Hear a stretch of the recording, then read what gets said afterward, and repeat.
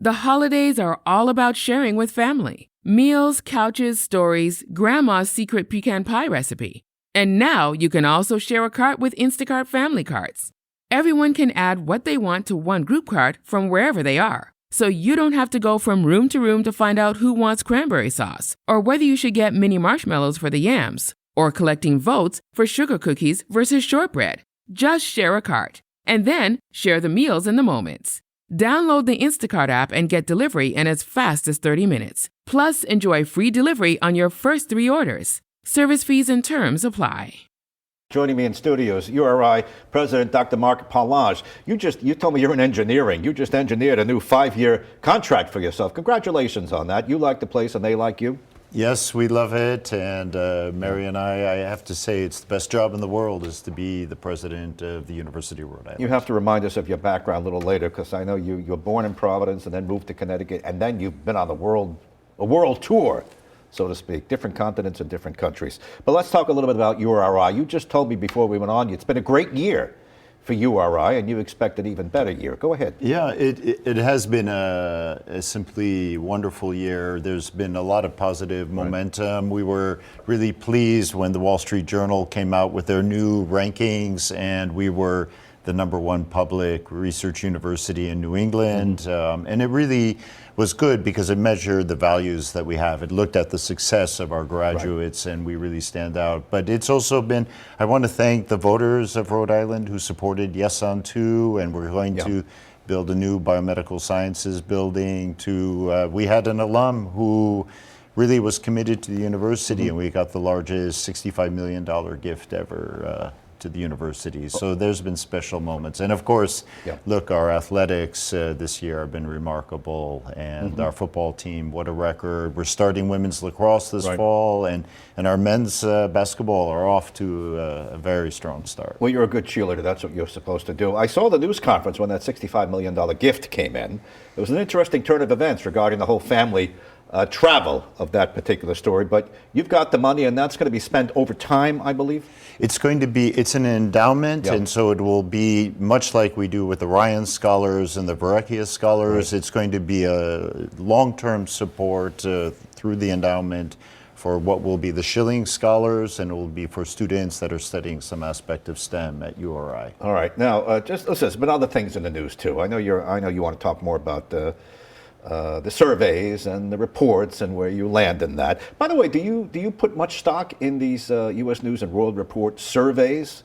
I know when it's good, you'd like to crow about it. When it's not so good, we don't hear it. And some colleges really don't want to cooperate anymore with U.S. News and World Report and things like that. Where do you stand on that? So all the different surveys are extremely important. They're all different, and that's why I said earlier that we appreciated the Wall Street Journal, because it really measured things that we hold in value. We look at really our graduates and the success that they have afterward. And actually happy to talk about the U.S. News, because yes, indeed, 2 years ago last year we jumped 35 places in that. And one of the things that they started to measure now, they changed a few of the criteria, is they look at the quality of our research, and URI is a serious research university. We're expecting this coming year to be Research 1 ranked, and so I think these are all measures of just the momentum and the positive that we're having at URI. You said you ranked high in public research universities in New England, so you would compare yourself to what, UConn, University of Massachusetts System, places like that?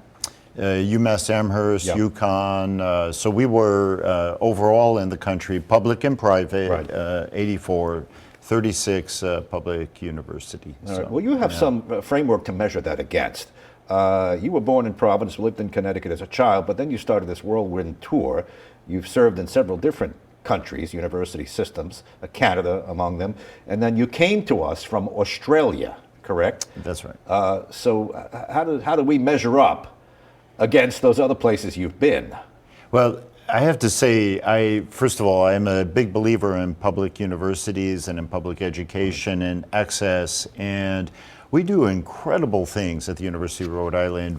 We just had a graduation this past weekend, commencement for our fall ceremony, so the end of the fall semester, and we are going to surpass 5,000 graduates from URI that have gone through the talent development program. Mm-hmm. This is a remarkable number of Rhode Islanders who came, who had college potential, but came from lower socioeconomic status communities in Rhode Island, did not have all the advantages, but they came here, and look at the impact that they have had on the state and on the nation. So I would say we measure up in research world class, and in student experience world class. You're always, I understand you're always looking for more money to build more buildings, expand the campus. You need these things. You got to pay salaries too. What's the going rate now for a state student born and raised in Rhode Island wants to go to URI? What's it going to cost them? The tuition is about $15,000. It's very important to also mention that last year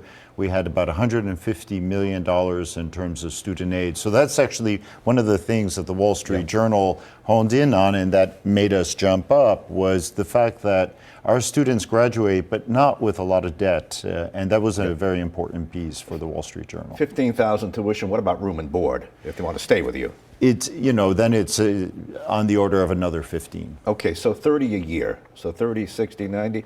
It's still more than $100,000. However, many kids are going to get grant money and all kinds of loans and things like that.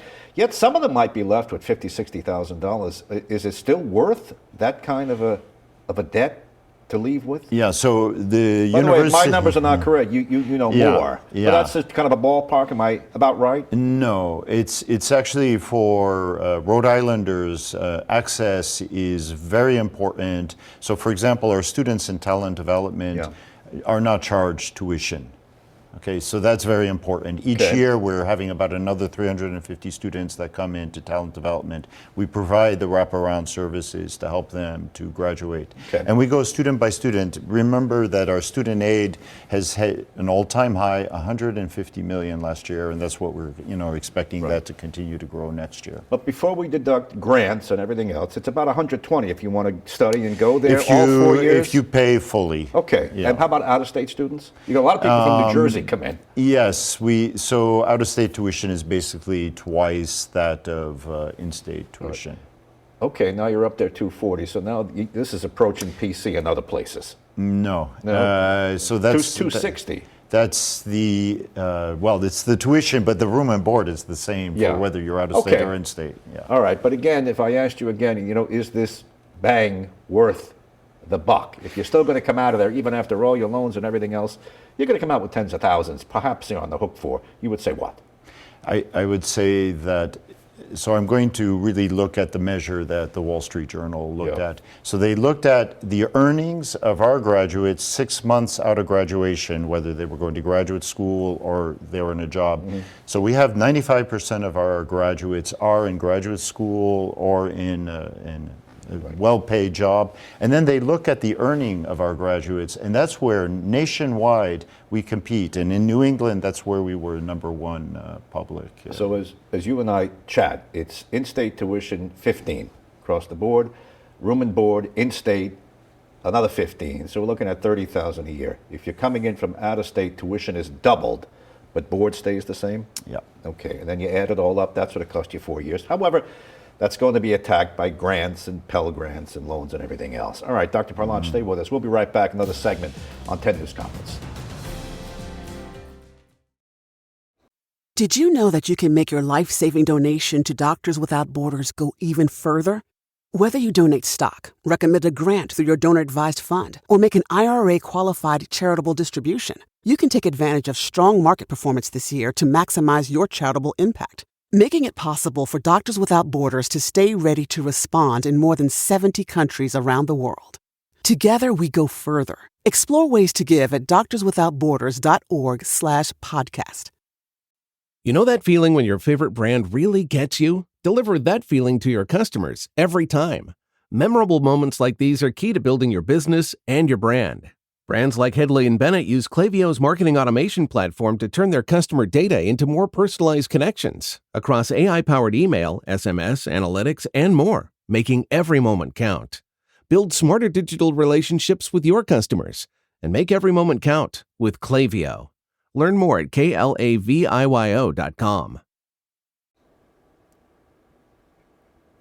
Welcome back to 10 News Conference. URI President Dr. Marc Parlange is in with us for another segment. You and I were just tossing numbers around. Is there, if you want to put a finer point on my ballpark numbers, go ahead.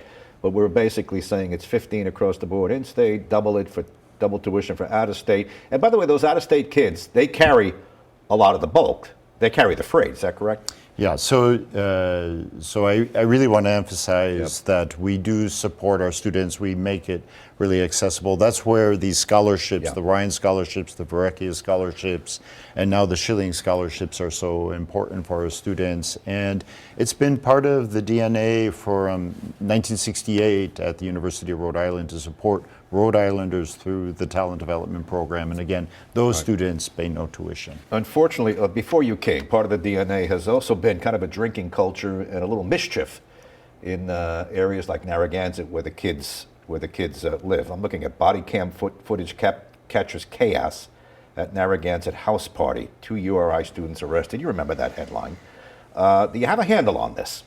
Sometimes it waxes and wanes.